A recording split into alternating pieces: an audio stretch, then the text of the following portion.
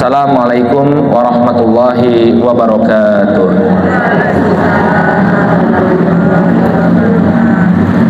Alhamdulillah, puji dan syukur tak henti-hentinya kita panjatkan kepada Allah Subhanahu wa taala atas segala nikmat yang telah Allah Subhanahu wa taala anugerahkan kepada kita semua, terutama nikmat taufik dan hidayahnya serta nikmat kesehatan dan kesempatan, sehingga sampai saat ini kita masih bisa melaksanakan amalan ketaatan kepada Allah Subhanahu wa taala. Kita berharap mudah-mudahan Allah Subhanahu wa taala menganugerahkan keistiqomahan kepada kita semua. Amin ya rabbal alamin. Sholawat serta salam semoga senantiasa tercurah kepada junjungan kita Nabi Muhammad,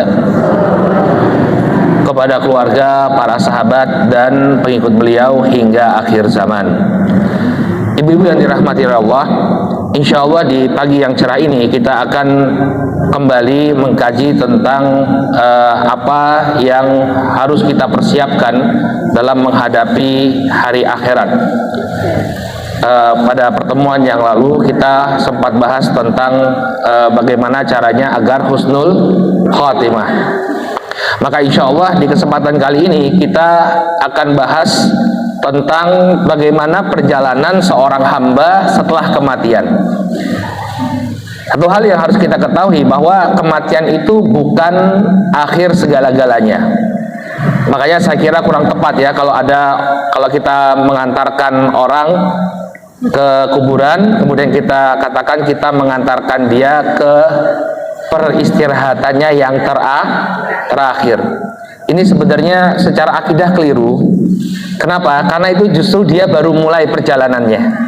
Bukan akhir perjalanan, bukan tempat peristirahatan terakhir. Tempat peristirahatan terakhir itu nanti di surga. Kenapa? Karena setelah kematian itu ternyata perjalanan kita itu masih panjang. Ya, ada alam kubur, kita sebutkan saja ya. Ada kira-kira ada 9 fase atau 9 tahapan yang akan dijalani oleh seseorang setelah dia dicabut nyawanya.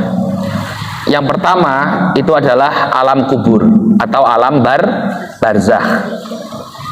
Kemudian yang kedua, waktu ditiupnya sangkakala, ya, yaitu terjadinya hari kiamat.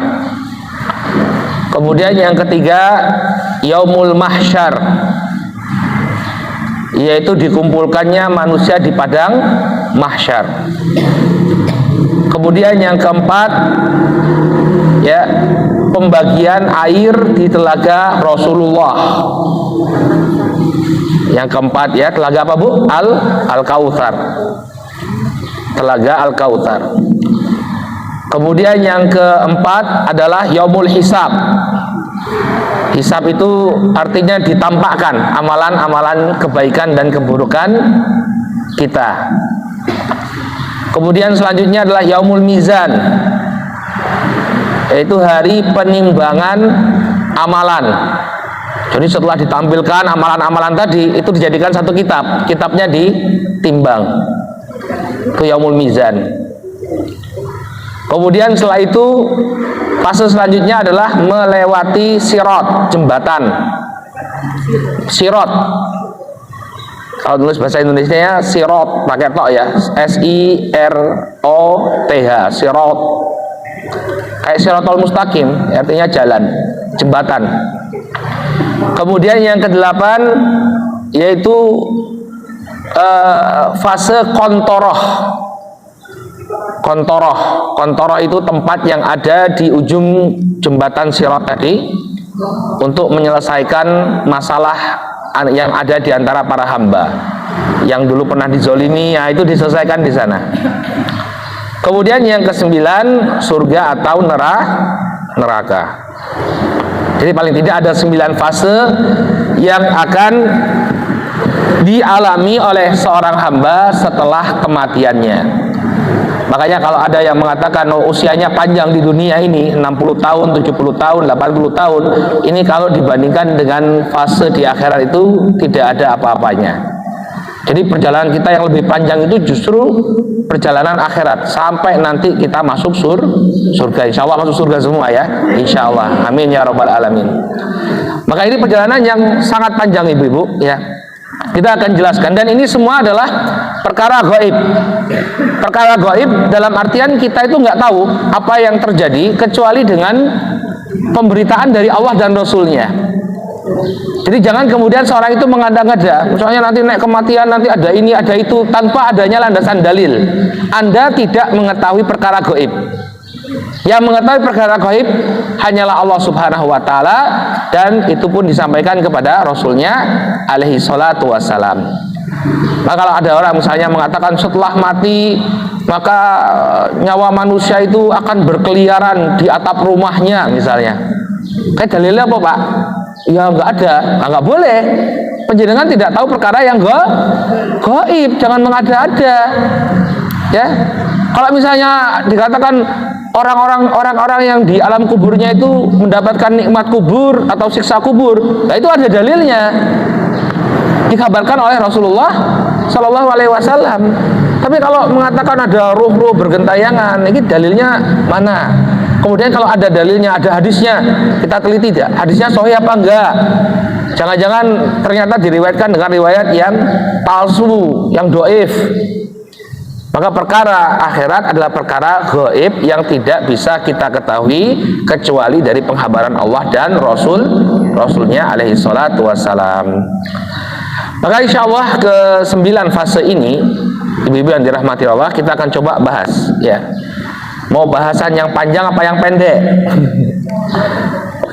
Yang lengkap. Oh, nah lengkap baru 1 fase. Ya kita jalan saja. Kalau selesai alhamdulillah, kalau enggak to be continue ya. Bersambung. Baik. Yang pertama kita masuk kepada pembahasan alam kubur. Alam kubur ini adalah awal perjalanan seorang hamba setelah kematian. Jadi setelah dia meninggal dunia, dia beralih ke alam yang baru, alam kubur. Dan kalau sudah masuk ke alam kubur, maka dia tidak akan bisa kembali kepada kehidupan dunianya, ya, kecuali ada beberapa orang yang dahulu memang hidupkan kembali oleh Allah Subhanahu wa Ta'ala, seperti kisahnya Nabi Uzair ya, yang dihidupkan kembali oleh Allah Subhanahu wa Ta'ala setelah berlalu 100 tahun. Ada ya, tapi mayoritas manusia setelah dia meninggal dunia, dia tidak akan bisa kembali ke kehidupan dunianya kalau dia sudah meninggalkan dunia ini. Dan sebagaimana yang kita sebutkan tadi, bahwa alam kubur ini adalah awal perjalanan. Dalam riwayat At-Tirmidzi ini ada kisah ya, Khalifah Utsman bin Affan radhiyallahu taala anhu, itu beliau ketika melewati kuburan itu beliau menangis sampai kemudian jenggot beliau itu basah. Artinya benar menangis terisak-isak saat melihat kuburan. Nah, di sini kita bisa melihat bagaimana sosok Utsman bin Affan yang demikian bertakwa. Orang kalau lewat kuburan itu ketakutan harusnya. Kenapa? Mengingatkan bahwa suatu ketika dia pun akan berada di sana. Lah kita itu kalau mengantarkan orang ke kuburan kadang bercanda ya, ketawa-ketawa ya. Padahal di kuburan itu ya orang mati semua ya. Tapi kok kenapa hati kita itu seakan-akan tidak lunak ya? Artinya tidak mendapatkan pelajaran dari keberadaan kita di kuburan. Kita lihat kan banyak ya orang kalau mengantarkan ke kuburan ya biasa ya, gojek di kuburan, ketawa-ketawa ya. Nah, sahabat Utsman itu kalau lewat kuburan itu menangis sampai kemudian jenggot beliau itu basah.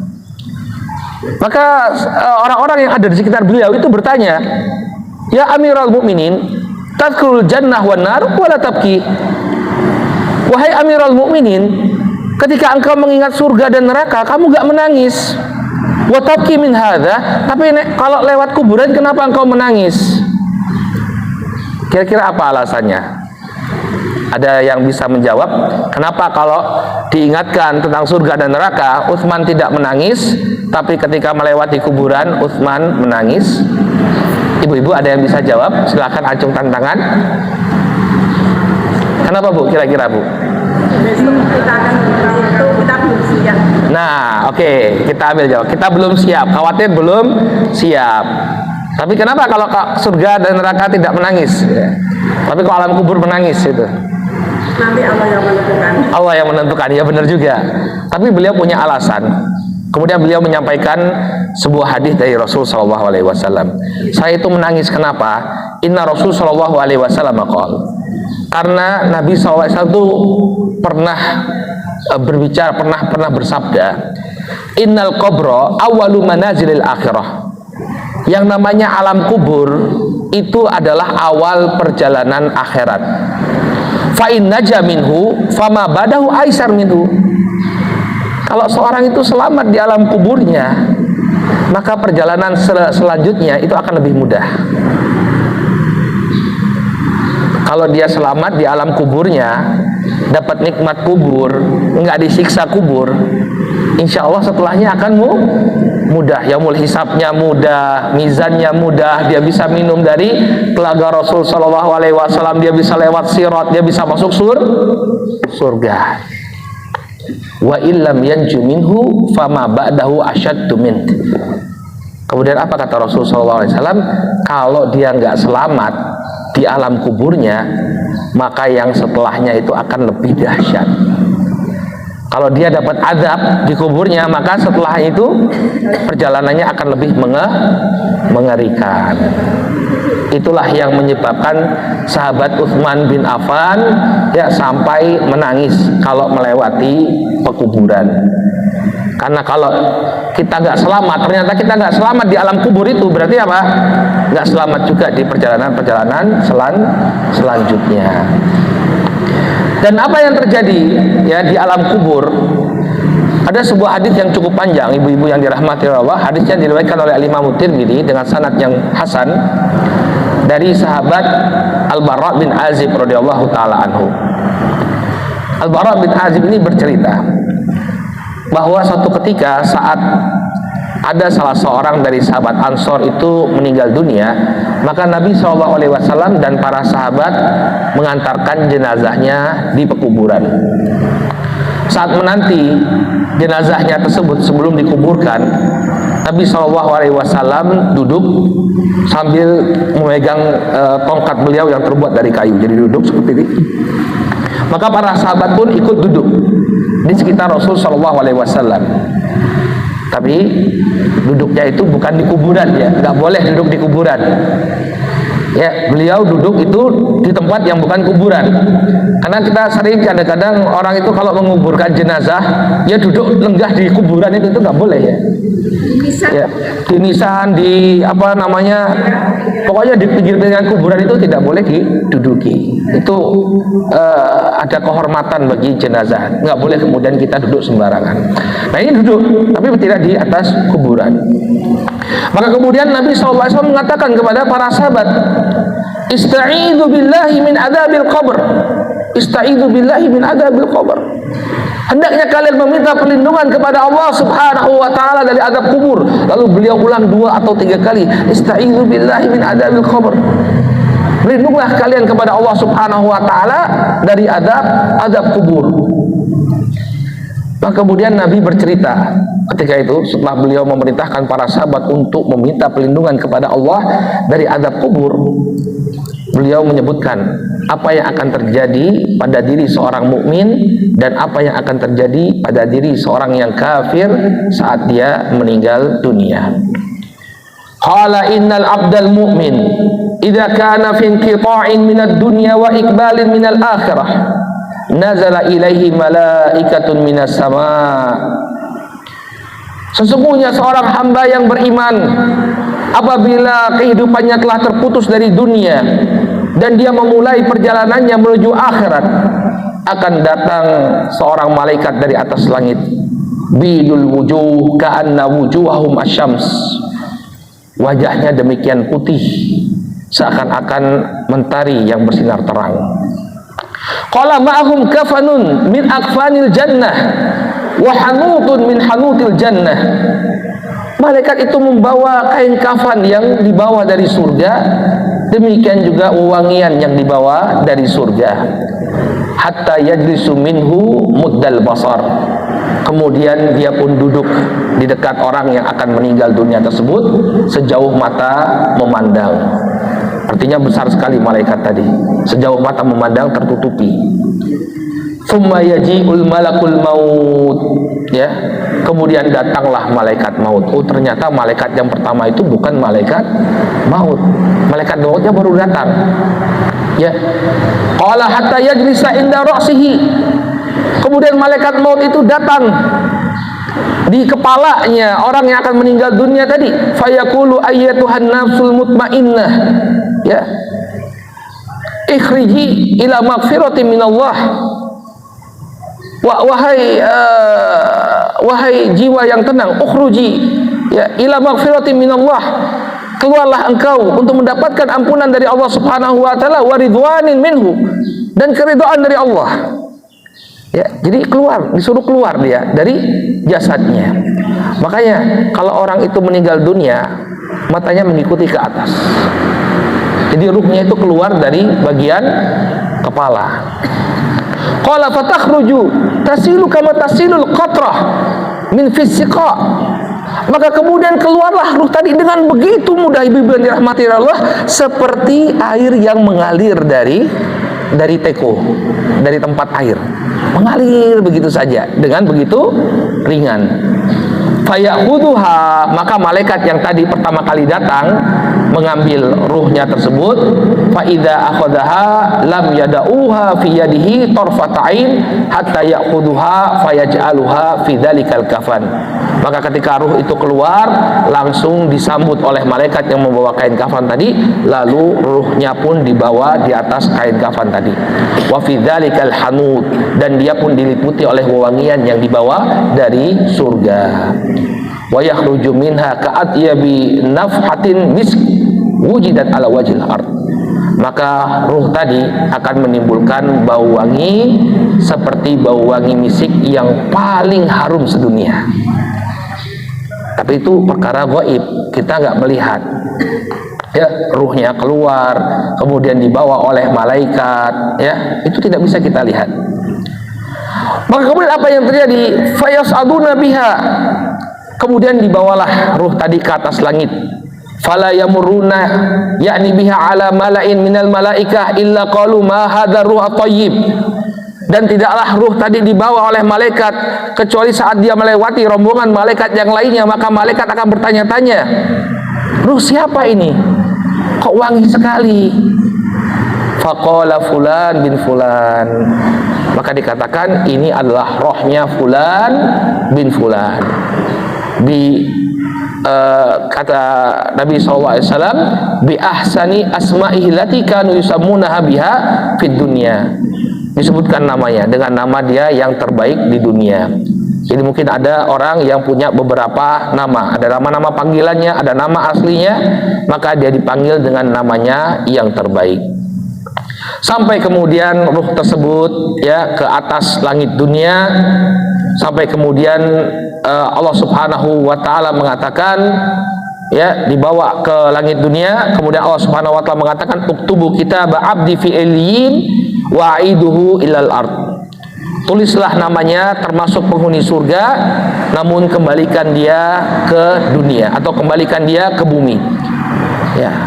Untuk apa? Untuk ditanya tentang 3 perkara. Maka kemudian dikembalikan dia. Setelah dia dibawa ke langit, dilaporkan tentang keadaannya, kata Allah, dia termasuk penghuni surga. Kembalikan dulu ke dunia. Kemudian dia dikembalikan lagi ke muka bumi, lalu didudukkan. Lalu datanglah 2 malaikat, ya, malaikat Munkar dan Nakir, yang kemudian dia bertanya, ya, kepada orang tersebut, ma dinuk, apa agamamu? Atau sebelumnya yang pertama, man rabbuk, siapa Rabbmu? Maka orang yang beriman akan dengan mudah menjawab, Rabbi Allah, Rabbku adalah Allah. Kemudian yang kedua, pertanyaan kedua, wa ma dinuk, siapa atau apa agamamu?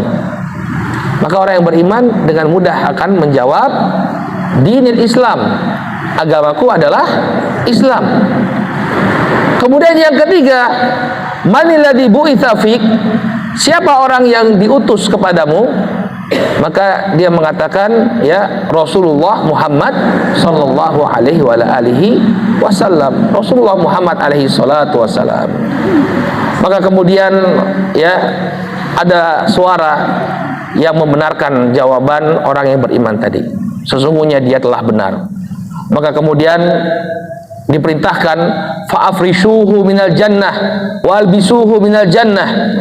Maka kemudian diperintahkanlah kepada orang tersebut, bentangkan kepadanya permadani dari surga dan pakaikan kepadanya pakaian dari surga. Waftahu lahu baban ilal jannah, dan bukalah pintu surga untuk dirinya. Maka itu semua diberikan kepada orang tadi, sampai kemudian dia mengatakan, Rabbi aqimis sa'ah hatta arji'a ila ahli wa mali. Ya Allah, segerakanlah hari kiamat agar aku bisa berkumpul dengan keluarga dan apa yang aku miliki. Ya. Jadi dia diberikan nikmat kubur. Apa nikmat kuburnya? Pintu surga itu dibuka. Jadi dia bisa merasakan aroma surga, dia bisa merasakan hawanya surga yang demikian sejuk, dan dia bisa memandang dalamnya surga. Itu nikmat yang akan diberikan oleh Allah Subhanahu wa taala kepada orang yang beriman di alam kuburnya. Nah, sekarang bagaimana dengan orang-orang yang kafir? Sebaliknya, kata Nabi SAW, wa innal abdal kafir idza kana fi inqita'i minad dunya wa iqbali minal akhirah nazala ilaihi minas sama malaikatun sudul wujuh. Adapun orang-orang kafir, kalau dia meninggal dunia, maka akan datang kepadanya seorang malaikat yang berkulit hitam, ya, seorang malaikat yang wajahnya hitam, mahum al-musuh, dan dia membawa kain kafan yang sudah sangat jelek. Berbeda dengan orang yang beriman, kain kafannya wangi dari surga. Adapun dia, kain kafan yang dibawa adalah kain kafan yang sudah kusam. Fayajlisuna minhu muddal basar thumma yaji'u malakul maut hatta yajlisa inda ra'sihi. Maka malaikat tersebut kemudian duduk di dekatnya, barulah kemudian datang malaikat maut. Fayaqul, coba kita lihat nih perbedaan redaksi antara orang yang mukmin dengan orang yang kafir. Fayaqul, maka dia mengatakan, ayyatuhan nafs al-khabithah ukhruji ila sakhatin minallah wa ghadabin minhu.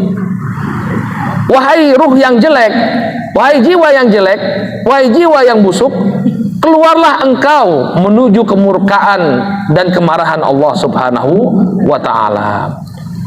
Kemudian fatufarraqu fi jasadihi fayantazi'uha kama yuntaza'u as-sufudu minas suf al-mablul. Maka kemudian keluarlah, ya, ruhnya tersebut seperti ditariknya besi yang berduri dari dari kumpulan kapas yang terbuat dari benang wol.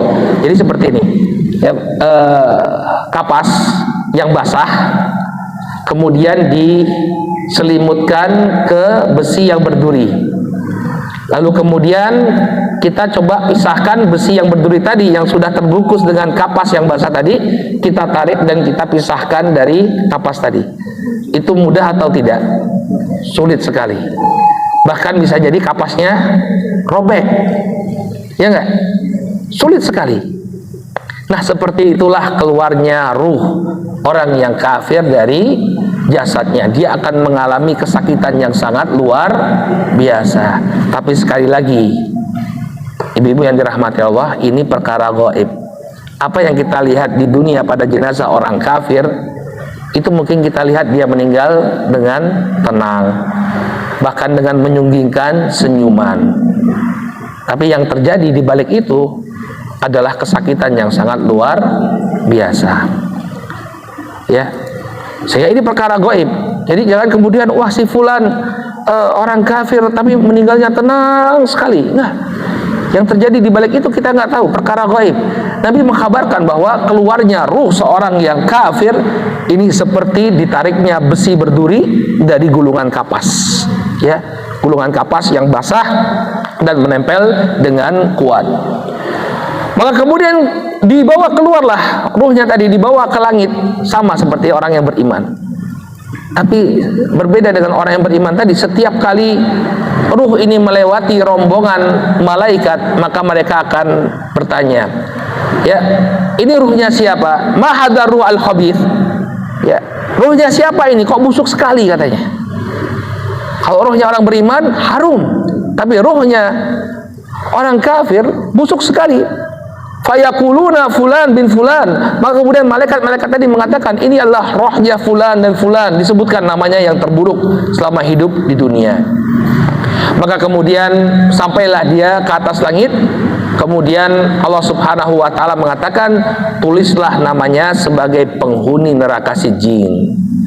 Kalau tadi yang beriman, tulislah namanya sebagai penghuni surga. Tapi orang kafir ditulislah namanya sebagai penghuni neraka Sijjin. Maka kemudian dikembalikanlah ruhnya tadi ke dunia atau ke bumi. Lalu dia pun ditanya oleh malaikat Munkar dan Nakir tentang 3 pertanyaan. Man rabbuk? La adri, kata dia. Siapa Rabbmu? Dia nggak bisa jawab. Kemudian ditanya, ma dinuk, apa agamamu? La adri. Aku tidak tahu. Kemudian ditanya, ya, man nabiyuk, atau manil ladzi bu'itsa fik, siapa yang telah diutus kepada kalian? Dia menjawab, la adri. Saya tidak tahu. Maka kemudian, ya, karena dia tidak tahu, ya, dia dimasukkan ke alam kuburnya. Lalu kemudian kuburannya itu menjepit dia dengan begitu keras sampai tulang-tulangnya remuk. Kemudian diperlihatkanlah kepadanya neraka, dibukakanlah kepadanya neraka, dan itu merupakan siksa yang dia dapatkan selama di alam kubur. Ini perbedaan antara ruh orang yang beriman dengan ruh orang yang kafir. Nah, masalah 3 pertanyaan tadi, bisa nggak misalnya ada orang non muslim, kemudian dia dengar kajian kita ini, wah, ini ternyata kalau dalam agama Islam, kalau bisa jawab 3 pertanyaan nanti bisa lulus saya, ya, nggak disiksa di kuburan. Ya sudah, saya hafalkan pertanyaan dan kunci jawabannya. Nek wong Islam ki bener, kalau orang Islam itu bener, saya bisa lulus ujian. Maka jawaban itu muncul dari keimanan, bukan dari hafalan. Jadi kalau panjenengan sudah ribuan kali menghafal, man rabbuka, Rabbi Allah, ya. Siapa Rabbmu? Rabbmu adalah Allah. Itu nggak bakalan keluar jawabannya kalau tidak beriman. Sebaliknya mungkin ada orang yang dia nggak bisa bahasa Arab mungkin, ya, man rabbuk, tapi dia beriman, semuanya itu bisa dia jawab, ya. Maka orang yang beriman dia akan mendapatkan nikmat kubur tadi, ya, aroma surga masuk kepada dirinya, kemudian kuburnya dilapangkan, dia bisa menikmati pemandangan surga sampai nanti datangnya hari kiamat. Adapun orang-orang yang kafir, dia ditampakkan padanya, kuburnya disempitkan, kemudian setiap hari dia melihat pemandangan neraka yang mengerikan. Dalam Al-Quran surat Al-Mu'min ayat yang ke-45, Allah bercerita tentang Fir'aun dan pasukannya, orang-orang kafir. Wa haqa bi ali fir'aun su'ul adzab an-naru yu'raduna 'alaiha ghuduwan wa 'ashiyyan. Ya. Maka Fir'aun dan pengikutnya, dia dikelilingi dengan azab yang amat pedih di alam kuburnya. Belum masuk neraka ini, masih di alam kubur, tapi sudah diazab. An-naru yu'raduna 'alaiha ghuduwan wa 'ashiyyan. Neraka itu ditampakkan kepada mereka di waktu pagi dan petang. Melihat neraka, melihat kengerian, padahal dia belum masuk neraka, tapi sudah ditampakkan kengerian neraka itu di hadapan mereka. Kemudian pada hari akhirat, ya, wa yauma taqumus saah adkhilu ala fir'auna asyadal azab. Kemudian pada hari kiamat nanti dikatakan kepada Fir'aun dan pengikutnya, masuklah kalian kepada azab yang sangat pedih. Selama ini disiksa melihat api neraka, pada nanti terjadinya hari kiamat mereka baru benar-benar dimasukkan ke dalam api neraka. Ya. Dan di sana juga ada ternyata orang-orang yang beriman, tapi keimanannya tidak sempurna. maka apa yang terjadi pada diri mereka? Ada di antara mereka yang mendapatkan siksa kubur. Tapi perbedaan antara orang mukmin dengan orang kafir, ini yang perlu kita jelaskan. Kalau orang yang beriman saat dia mendapatkan siksa kubur dan itu merupakan hukuman dari Allah, maka itu akan meringankan hukumannya di akhirat, yakni hukumannya di neraka kalau memang dia harus masuk neraka. Kenapa? Karena dia sudah mendapatkan hukuman di azab kuburnya. Jadi ada di antara orang yang beriman tapi di azab kubur diberi hukuman oleh Allah. Walaupun nanti yang namanya orang beriman, sebesar apapun dosanya, selama itu bukan kesyirikan dan kekufuran, pasti lama-lama akan masuk surga, walaupun disiksa terlebih dahulu di neraka. Nah, ada orang-orang yang mungkin dia tidak disiksa di neraka, tapi disiksa di alam kuburnya. Dalilnya adalah kisahnya Nabi SAW saat beliau melewati 2 kuburan. Kemudian beliau mengatakan kepada para sahabat, innahuma la yu'adzaban. 2 penghuni kuburan ini sedang diazab. Wa ma yu'adzabani fil kabir. Dan mereka berdua tidaklah diazab karena perkara yang besar. Para ulama menjelaskan apa maknanya. Mereka tidaklah diazab kecuali melainkan karena bukan karena perkara yang besar. Maksudnya mereka ini meremehkan perkara tersebut, namun menyebabkan mereka disiksa di dalam alam kuburnya. Karena mereka meremehkan perkara tersebut, maka mereka disiksa di alam kuburnya. Yang pertama, karena ahaduhuma la yastatiru min baulihi. Adapun orang yang pertama, kenapa dia disiksa, diberikan azab kubur? Karena dia tidak menutup diri saat buang air kecil. Kalau ibu-ibu kayaknya enggak deh ya. Biasanya yang kencing sembarangan ini siapa? Bapak-bapak, laki-laki. Ya, saya melipir saya apa? Uyuh. Ya, kadang-kadang ya itu ya, kita lihat sebagian driver itu ya, kalau mereka lagi kebelet ya sudah pasang sen ke kiri, keluar dari mobil, cur ya. Itu nggak boleh, apalagi dia nggak bersuci. Ya, jadi dalam sebagian riwayat dikatakan la yastatiruna minal baul. Yang pertama dikatakan bahwa dia tidak menutup dirinya ketika kencing. Dalam riwayat yang lain dikatakan bahwa dia tidak bersuci setelah kencing. Setelah kencing langsung tanpa disiram, tanpa dibersihkan kemaluannya, farjinya, langsung dia pakai pakaian. Maka ini penyebab yang pertama. Adapun yang kedua, nah kalau yang kedua hati-hati ibu-ibu ya. Ini juga banyak dilakukan oleh ibu-ibu. Amma ahaduhuma, kata beliau, wa kanal akharu yamshi bin namimah. Adapun orang yang kedua adalah orang yang suka mengadu domba. Ya. Apa makna mengadu domba? Dia menukilkan kabar kepada seseorang ya tentang keburukan orang lain sehingga muncul permusuhan di antara mereka. Kamu tahu nggak si fulan itu ngomongin kamu gini, akhirnya muncul permusuhan.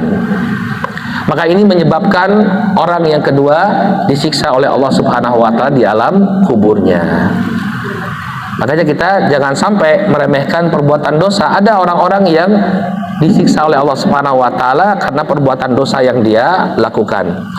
Dan jangan lupa untuk apa? Meminta perlindungan dari Allah Subhanahu wa taala dari azab kubur. Allahumma inni a'udzubika min adzabil qabr wa adzabi jahannam wa a'udzubika min fitnat Allahumma inni a'udzubika min fitnatil mahya wal mamat wa a'udzubika min adzabil qabr wa adzabi jahannam. Ada 4 doa yang diajarkan oleh Nabi SAW setiap kali kita salat, sebelum kita salam. Berlindung kepada 4 perkara. Fitnah kehidupan, fitnah kematian, kemudian adab kubur dan adab jahannam. Maka ini adalah fase yang pertama yang akan dilewati oleh seseorang setelah kematiannya, yaitu alam kubur. Jadi orang yang beriman dia akan mendapatkan nikmat kubur, kemudian orang yang kafir dia akan mendapatkan siksa kubur, dan di antara orang yang beriman pun ada yang mendapatkan siksa kubur, tapi bedanya dengan orang kafir, bahwa orang kafir siksanya itu akan berlanjut sampai ke neraka. Adapun orang yang beriman, kalau toh dia mendapatkan siksa kubur, maka siksa kuburnya ini akan meringankan ya siksanya nanti di neraka, atau bahkan menyebabkan dia akan langsung dimasukkan ke dalam surga. Paham ya ibu-ibu? Baik, nanti kalau ada yang ingin tanyakan di akhir kajian insyaallah. Kemudian apa yang terjadi? Nah inilah kita nggak tahu berapa lama itu alam kubur kita. Karena apa? Karena tidak ada seorang pun yang mengetahui kapan terjadinya hari kiamat. Jadi bisa jadi kita itu berada di alam kubur kita ribuan tahun. Orang yang meninggal dari zamannya setelah Nabi Adam alaihissalam sampai sekarang mereka masih berada di alam kubur mereka. Ya, para sahabat ridwanullah alaihim ajmain, mereka masih berada di alam kubur mereka. Padahal sudah berapa tahun itu berlalu, 1400-an tahun mereka masih berada di alam kubur. Dan setelah kita meninggal pun kita nggak tahu kapan terjadi hari kiamat. Makanya perjalanan akhirat itu jauh lebih panjang daripada kehidupan kita di dunia. Para sahabat mungkin usia mereka 60 tahun saat mereka meninggal, tapi setelah itu di alam kubur mereka paling tidak sekarang sudah 1400 tahun mereka berada di alam kubur. Dan di alam kubur itu sendiri ya, nggak ada cucu yang nemani, nggak ada suami, nggak ada. Makanya para ulama menyebutkan ya, di antara hikmah dari ibadah iktikaf di masjid, kan di bulan Ramadan itu di akhir-akhir 10 hari terakhir kita disyariatkan untuk melakukan iktikaf di masjid. Nah, iktikaf itu salah satu tujuannya atau hikmah itu agar kita itu merasakan kesendirian. Di alam kubur nanti sendirian kita selama ratusan mungkin atau ribuan tahun nanti di alam kubur. Ngeri gak ibu-ibu ya, sendirian kita di alam kubur kita ya, selama ribuan tahun. Makanya di iktikaf itu sebenarnya sendiri kita beribadah, berzikir kepada Allah Subhanahu wa taala. Tapi sekarang ini orang iktikaf udah rame-rame ya, disediakan dispenser kopi, akhirnya malah kopi ya, makan kacang bareng-bareng ya. Padahal iktikaf itu harusnya sendirian ya. Nah ini yang akan terjadi pada seseorang di alam kuburnya. Kemudian datanglah hari kiamat ya, dan ini kita tidak tahu kapan terjadinya. Nabi juga nggak tahu kapan. Ketika ditanya oleh malaikat Jibril, akhbirni anisa'ah, kabarkan kepadaku tentang hari kiamat. Mal mas'ul anhu bi'a'lam minas sa'il. Kata Nabi kemudian, orang yang ditanya ya tidaklah lebih tahu daripada orang yang bertanya. Maksudnya apa? Sama wahai Jibril, aku sama kamu sama-sama tidak tahu kapan terjadinya hari kiamat. Satu-satunya yang mengetahui kapan terjadinya hari kiamat hanyalah Allah. Jadi kalau ada orang di masa sekarang mengatakan ya akan terjadi hari kiamat pada tanggal sekian dan sekian, ya itu dusta. Itu pasti dusta. Dulu waktu tahun 99 ya, ingat gak dulu ya? Ibu-ibu sudah menikah belum itu? Tahun 99. Ya, saya itu masih kelas 1 SMA 99 ya, 99. Waktu itu ada isu kalau tanggal 9 bulan 9 tahun 99 akan terjadi hari kiamat. Kemudian tahun 2012 juga pada tanggal 12 bulan 12 tahun 12 akan terjadi hari kiamat. Gak terjadi semua ya. Maka gak ada orang yang tahu kapan terjadinya hari kiamat. Nah, tapi ketika terjadi hari kiamat, apa yang akan terjadi? Akan diperdengarkan tiupan trompet. Ya.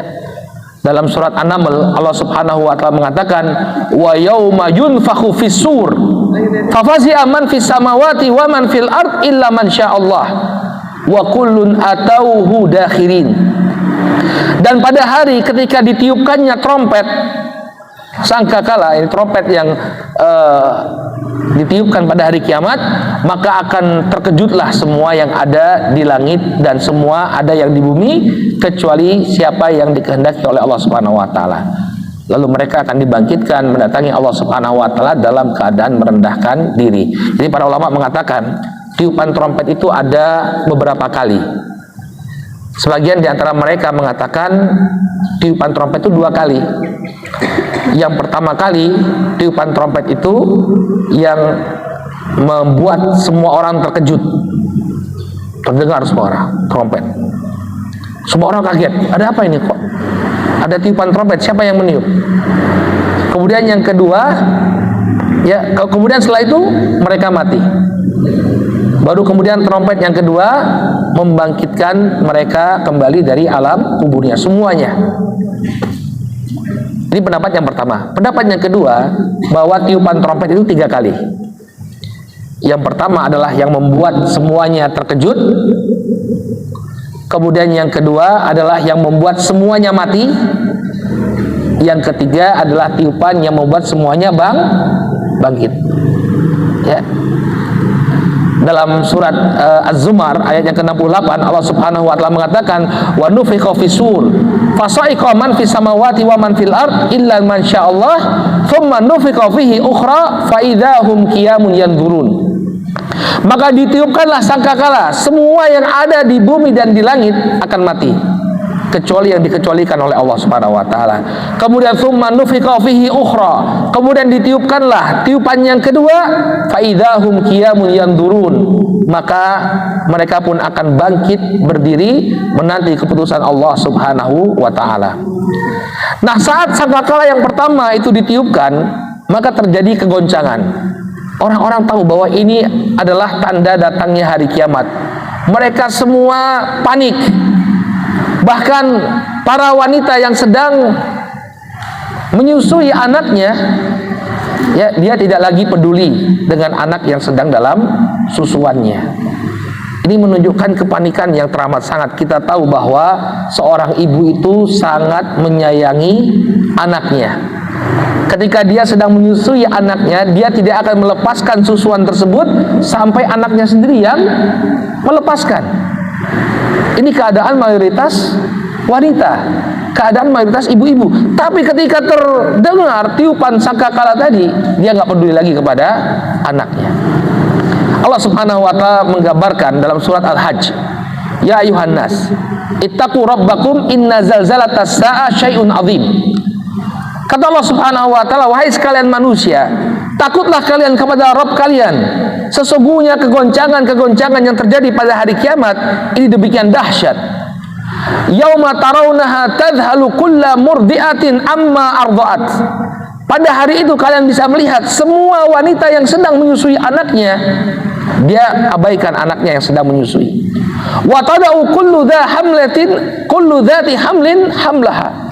Dan semua wanita yang sedang hamil semuanya menggugurkan kandungannya, saking kagetnya.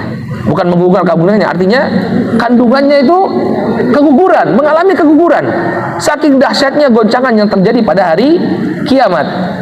Fataron nasa sukaro, maka engkau bisa melihat manusia seakan-akan mereka dalam keadaan mabuk, jalannya ke sana kemari, bingung mereka. Wa mahum bisukaro, padahal mereka tidak mabuk sama sekali. Walakin adzaballahi syadid, akan tetapi adab Allah itu demikian dahsyat. Takut mereka, ya. Apa yang terjadi? Mereka seperti orang-orang yang mabuk, ya. Kemudian orang-orang lari semua, ya, nggak peduli lagi kepada istrinya, kepada anaknya, kepada bapaknya. Allah Subhanahu wa taala mengatakan dalam surat Abasa, yauma yafirul mar'u min akhihi wa ummihi wa abihi wa sahibatihi wa banihi likulli imri'in minhum yauma idzin sya'nun yughni. Pada hari tersebut, ya, seseorang akan lari dari saudaranya, dari ibunya, dari bapaknya, dari istrinya, dari anaknya. Semua orang sibuk memikirkan dirinya sendiri, tidak lagi kepikiran dengan anak dan istri. Maka demikianlah kengerian yang terjadi pada saat sangkakala ditiupkan. Ya, tapi ini hanya terjadi pada orang-orang kafir. Dalam sebuah hadis, ya, yang diriwayatkan dari Aisyah radhiyallahu taala anha, bahwa orang-orang yang beriman sebelum ditiupnya trompet, mereka akan diwafatkan oleh Allah Subhanahu wa taala. Sehingga yang mengalami kengerian hari kiamat itu hanyalah orang-orang yang kafir.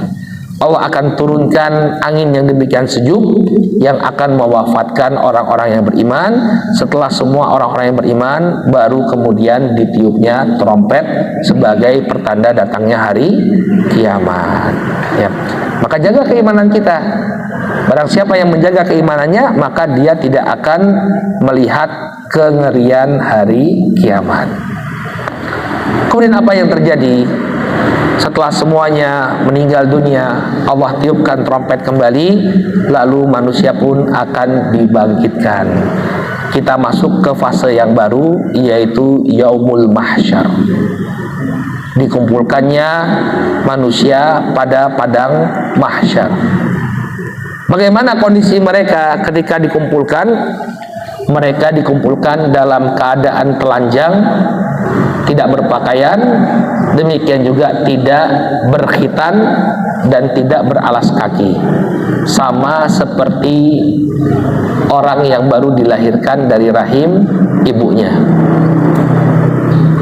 Ya, bayi yang baru lahir dari ibunya kan nggak ada yang pakai sendal, ya, nggak ada kan, dalam keadaan telanjang.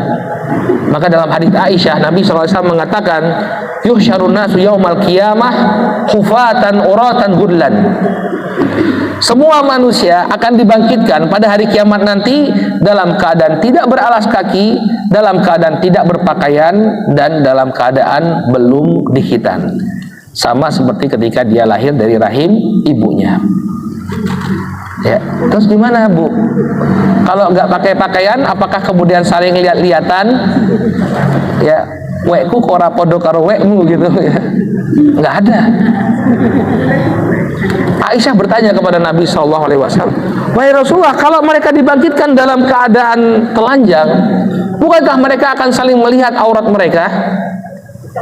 Maka kemudian kata Nabi SAW, ya Aisyah, wahai Aisyah, al-yawm syadid, hari tersebut demikian dahsyat, orang-orang itu gak bakalan kepikiran untuk melihat orang yang ada di sebelahnya. Nafsi-nafsi, semuanya memikirkan dirinya sendiri, gak kepikiran. Ya tadi itu ya, lihat-lihatan itu gak kepikiran, karena perkara itu demikian dahsyat. Ya. Lalu apa yang terjadi ketika itu? Matahari didekatkan oleh Allah Subhanahu wa ta'ala sampai sejarak 1 mil. Para ulama berbeda pendapat tentang apa makna 1 mil. Bisa maknanya 1 mil itu ya ukuran yang cukup panjang, yakni sekitar 1,5 kilometer. Atau sebagian para ulama mengatakan mil itu adalah alat untuk bercelak, celak mata. Jadi seperti sepanjang tusuk gigi. Kan untuk celak itu, kalau ibu-ibu beli celak mata dari Arab, kan ada botolnya, dimasukkan kemudian dipakai di mata. Maka sebagian ulama mengatakan matahari itu didekatkan sejarak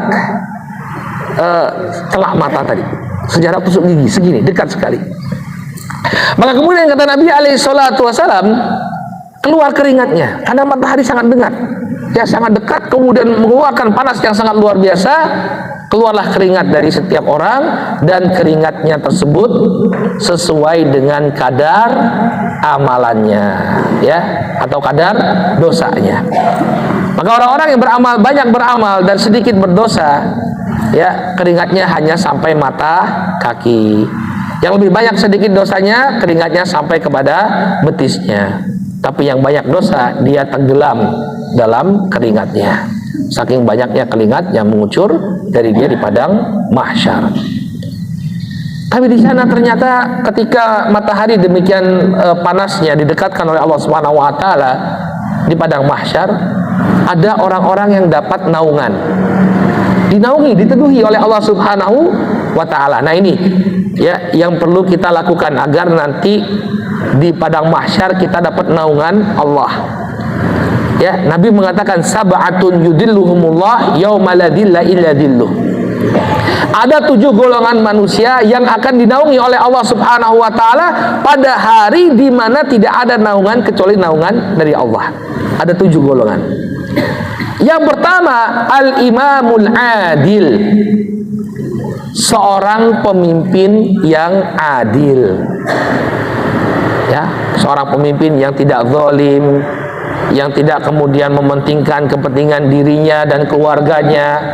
Dia memperlakukan semua orang sama di mata hukum, ya, tidak menzalimi manusia, tidak menyalahgunakan kekuasaan dan kewenangannya, maka dia akan dinaungi oleh Allah Subhanahu wa taala pada yaumul mahsyar. Kemudian yang kedua, wasyabun nasya'a bi ibadati rabbih.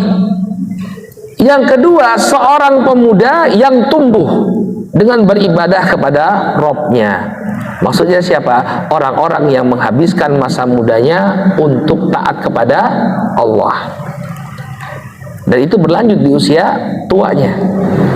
Karena sesungguhnya masa tua itu dibangun sejak muda. Seseorang yang dia membangun ketaatan sejak masa mudanya, insya Allah dia akan bawa itu sampai ke usia tuanya. Maka para pemuda yang sibuk dengan amalan ketaatan, ya, dia akan diberi naungan oleh Allah Subhanahu wa taala. Ada faedah di sini. Kenapa disebut syabun? Pemuda yang taat beribadah kepada Allah. Kenapa? Karena kalau sudah tua itu wajar kalau taat. Tidak taat itu kebangetan. Sudah bau tanah tapi nggak ibadah, itu kebangetan. Tapi anak muda yang dia merasa usianya masih panjang tapi sudah taat kepada Allah, ini luar biasa. Makanya dia berhak mendapatkan naungan dari Allah Subhanahu wa taala. Kemudian usia muda itu dihitung sampai usia berapa, Ustadz? Ya. Karena ada sebagian orang organisasi pemuda tapi isinya simbah-simbah, ya. Pemuda gitu ya, isinya sudah sepuh semua. Sudah punya cicit, masih jadi pemuda.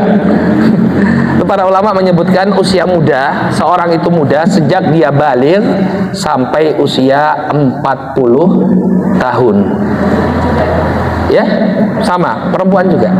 Mulai dari balighah sampai usia 40 tahun. Saya baru keluar dari masa muda ini ya. Ya, sudah lewat 40 tahun. Berarti nggak pemuda lagi saya berarti. Jadi pemuda itu dari baligh sampai usia 40 tahun. Nah, kalau dia isi usia tersebut, di rentang usia tersebut dia isi dengan ketaatan, maka dia berhak untuk mendapatkan naungan dari Allah Subhanahu wa taala. Kemudian yang ketiga, wa rajulun qalbuhu mu'allaqun fil masajid. Laki-laki yang hatinya itu terkait dengan masjid. Ini laki-laki, karena perempuan itu ibadah mereka lebih baik dilakukan di mana? Di rumah. Tapi kalau laki-laki ibadahnya lebih baik dilakukan di masjid. Ya, ini sholat wajibnya di masjid. Kemudian dia menuntut ilmu di masjid, berzikir di masjid, membaca Quran di masjid. Maka seorang laki-laki yang hatinya terkait dengan masjid, dia pengen kembali ke masjid, dia akan mendapatkan naungan dari Allah. Kemudian yang keberapa? Yang keempat, wa rajulani tahabba fillah wajtama alaihi wa tafarraqa alaihi. Dua orang yang saling mencintai karena Allah, dia berkumpul karena Allah dan berpisah karena Allah. Jadi kalau ibu-ibu ini punya teman, ya jadikanlah cinta itu karena Allah, bukan karena alasan dunia, karena ingin mendapatkan keuntungan dunia, karena punya relasi bisnis saja. Enggak, jangan. Tapi apa? Karena kecintaan, saling mencintai karena Allah, karena dialah saudara saya se-Islam, saudara saya seiman. Maka ini akan mendapatkan naungan dari Allah Subhanahu wa taala. Kemudian yang kelima, orang yang menjaga kehormatan diri. Wa rajulun talabathum ra'atun dzatu mansibin wa jamal faqala inni akhafullah. Yang kelima adalah seorang laki-laki yang dia digoda oleh seorang wanita. Seorang wanita yang memiliki kedudukan dan juga berparas cantik. Saat digoda untuk melakukan perbuatan keji, dia mengatakan inni akhafullah. Sesungguhnya aku takut kepada Allah. Maka seorang yang menjaga kehormatan dirinya, baik laki-laki maupun perempuan, dia akan dinaungi oleh Allah Subhanahu wa taala. Kemudian yang ke-6, wa rajulun tasaddaqa fa akhfa hatta la ta'lama shimaluhu ma tunfiqu yaminuh. Yang keenam, orang yang bersodakoh kemudian menyembunyikan sodakohnya. Artinya dia tidak tampakkan. Foto dulu, enggak ya. Ya sampaikan secara diam. Saking diam-diamnya, apa kata Nabi Shallallahu Alaihi Wasallam? Tangan kanannya berinfak, tangan kirinya tidak tahu. Ini perumpamaan saja. Artinya apa? Jangan kemudian nanti tangan kirinya ibu masukin biar nggak tahu. Enggak. Ini maksudnya apa? Maksudnya dia benar-benar menyembunyikan amalan sodakohnya. Ya. Dan yang terakhir kata Nabi Shallallahu Alaihi Wasallam, wa rajulun dzakarallah khalian fafadat ainah. Yang ketujuh adalah orang yang berzikir mengingat Allah Subhanahu wa taala dalam keadaan bersepi-sepi, dalam keadaan berkesendirian, kemudian fafadat ainah, kemudian mengalir air mata, dia menangis dalam kesendiriannya. Kenapa di sini Nabi SAW menyebutkan bahwa dia berzikir dalam kesendirian? Artinya dia benar-benar berzikir itu dengan penuh keikhlasan, bukan untuk riya, bukan untuk dilihat oleh orang. Oh, si fulan itu khusyuk sekali berzikir sampai menangis. Tidak. Dia bangun misalnya di sepertiga malam terakhir berzikir kepada Allah sampai menangis, dia menyesali dosa-dosanya dan berharap surga Allah Subhanahu wa taala, maka dia akan mendapatkan naungan Allah Subhanahu wa taala pada yaumul mahsyar. Baik, kita baru sampai berapa ini? Tiga. Ya. Sudah 7 ya, tadi sudah selesai 7 ya. Kita baru sampai fase ke-3 ya. Tapi karena waktunya sudah lewat jam 10, kita cukupkan dulu sampai di sini. Berarti kajian kita insya Allah mudah-mudahan ya Bu ya, bersambung nanti kita akan bahas tentang syafaatnya Rasulullah ya, masih terjadi pada yaumul mahsyar. Jadi orang-orang tuh bingung mau ngapain ini di padang mahsyar, apa yang terjadi ini, kenapa kok kita nggak langsung dihisab? Ternyata Allah ingin menunjukkan kemuliaan Rasulullah yang bisa membuat Allah Subhanahu wa taala melanjutkan memulai yaumul hisab. Itu adalah Nabi sallallahu alaihi wasallam. Nanti Nabi memberikan syafaat yang disebutkan sebagai syafaat kubra. Baik, insya Allah nanti kita akan lanjutkan. Ibu-ibu yang dirahmati Allah, kita juga dulu sampai di sini. Mudah-mudahan apa yang disampaikan bermanfaat. Kita tutup dengan doa kafaratul majlis. Subhanakallahumma wa bihamdika asyhadu an la ilaha illa anta astaghfiruka wa atubu ilaik. Assalamualaikum warahmatullahi wabarakatuh.